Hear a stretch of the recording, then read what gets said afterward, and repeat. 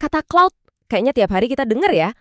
Tapi pernah kepikiran nggak sebenarnya itu apaan sih? Yuk kita bedah bareng-bareng. Pernah nggak sih kamu ngalamin hal aneh?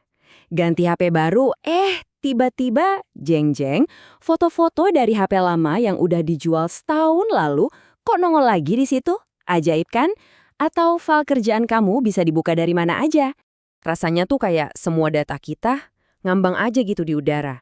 Makanya kan disebut cloud alias awan. Tapi kalau dipikir-pikir, file-file kita itu nyangkut di mana ya? Oke, kita sekarang masuk ke bagian yang paling sering bikin salah paham.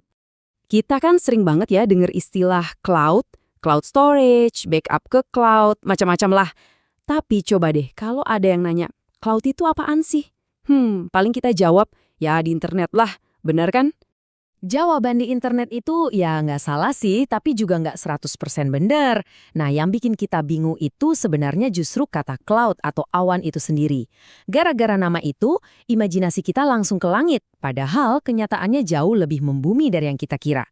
Coba deh, bayangin pas kamu lagi upload foto ke Google Drive atau nge-backup chat WhatsApp, file-file itu sebenarnya lari kemana sih? Jawabannya sebenarnya simpel banget, tapi ini yang sering orang nggak sadar. File kamu itu perginya ke komputer orang lain. Yap, beneran. Ke komputer punya perusahaan lain. Nah, ini nih. Ini kunci buat ngerti apa itu cloud yang sebenarnya. Siap? Karena abis ini, cara kamu ngelihat awan bakal berubah total. Jadi, semua yang kita bayangin sebagai ruang digital, entah di mana, yang melayang-layang di langit, kenyataannya adalah sebuah bangunan fisik. Iya, gedung beneran. Gede banget lagi. Nama kerennya data center.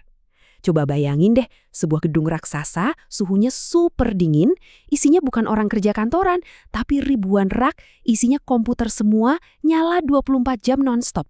Nah, komputer-komputer inilah yang disebut server. Dan percayalah, dijaganya ketat banget. Nah, inilah wujud asli si awan itu. Jadi penting banget nih buat diingat. Data kamu itu nggak melayang di udara. Data kamu itu tersimpan di hard drive fisik, di dalam sebuah server, di sebuah gedung yang nyata. Terus, kok bisa aman dan bisa diakses dari mana aja? Gini cara kerjanya. Pas kamu upload satu file, sistem itu langsung bikin banyak salinannya. Nah, salinan-salinan ini disebar ke beberapa server berbeda. Bahkan bisa jadi di negara yang beda-beda. Jadi, kalau satu server, katakanlah rusak, tenang, data kamu masih aman di server yang lain. Canggih kan? Nah, semua kemudahan ini tentu ada harganya. Ini kayak dua sisi mata uang. Di satu sisi, jelas enak banget, praktis. HP kita rusak, data aman, butuh file kerjaan pas lagi di luar kota, tinggal buka. Tapi di sisi lain, kita sebenarnya kehilangan kontrol langsung. Ingat kan, data kita ada di komputer orang lain. Artinya apa? Kalau sampai akun kita dihack, wah semua data pribadi kita bisa hilang. Atau lebih parah lagi, bisa dipakai sama orang yang nggak bertanggung jawab. Dan inilah ironisnya. Layanan cloud ini bikin hidup kita jadi gampang. Mungkin terlalu gampang. Saking nyamannya, kita jadi sering lupa sama resiko yang ada di baliknya. Oke, pertanyaan paling penting selanjutnya, terus data kita sebenarnya aman gak sih di sana? Jawabannya agak rumit. Perusahaan-perusahaan besar kayak Google atau Apple pastinya punya sistem keamanan yang gila-gilaan canggihnya. Tapi kita juga harus sadar, cloud itu sekarang bukan cuma buat nyimpen file loh, tapi juga buat menjalankan aplikasi.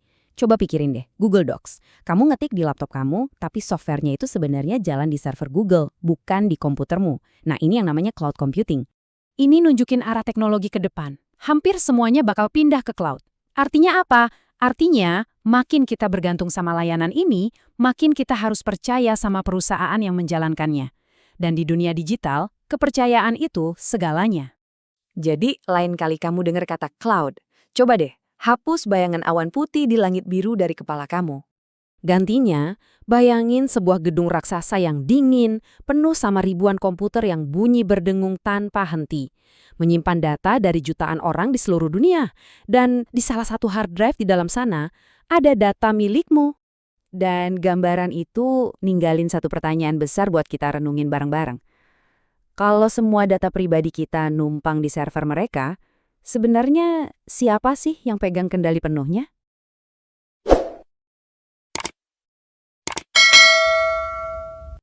أعوذ بالله من الشيطان الرجيم. بسم الله الرحمن الرحيم.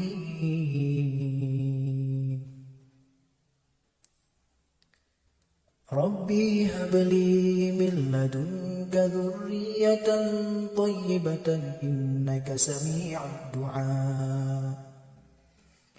رب اجعلني مقيم الصلاة ومن ذرية ربنا وتقبل دعاء. ربنا هب لنا من أزواجنا وذريتنا قرة أعين واجعلنا للمتقين إماما. اللهم اجعل أولادنا أولادا صالحين حافظين للقرآن وسنة فقهاء في الدين مباركا حياتهم في الدنيا والآخرة.